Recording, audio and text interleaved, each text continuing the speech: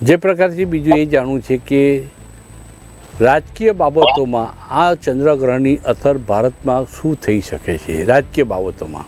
તો એ માટે આ આવતું સૂર્યગ્રહણ જવાબદાર રહેશે, કારણ કે સત્તા, અગ્રગણ્ય વ્યક્તિઓ, નેતાઓ, પદ પ્રતિષ્ઠા આનો કારક ગ્રહ સૂર્ય છે.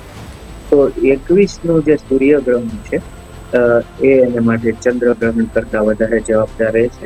પણ મારું એવું માનવું છે કે 21નું જે આવતી 21 તારીખે જે સૂર્યગ્રહણ થવાનું છે એની આસપાસ કે ત્યારબાદ કેટલાક રાજ્યોમાં સત્તા પરિવર્તન થઈ શકે અથવા પ્રધાનમંડળમાં ચેન્જ થઈ શકે છે, આવું મારું માનવું છે. ભારતના કેટલાક રાજ્યો 21 ઓક્ટોબર નહીં, 21 સપ્ટેમ્બર.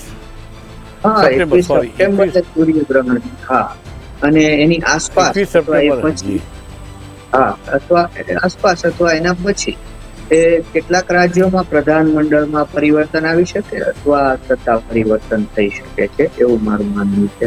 અને દુનિયાની અંદર જોઈએ તો કેટલાક દેશોની અંદર પણ આ સૂર્યગ્રહણની અસર થશે 21 તારીખના. અને ટ્રમ્પને જે ચંદ્રગ્રહણ છે એ 7મા સ્થાનમાં, જે પબ્લિક રિલેશન સ્થાન છે ત્યાં થયું છે. તો હું માનું છું કે ટ્રમ્પનો અમેરિકાની પ્રજામાં વિરોધ વધશે, આવું મારું માનવું છે.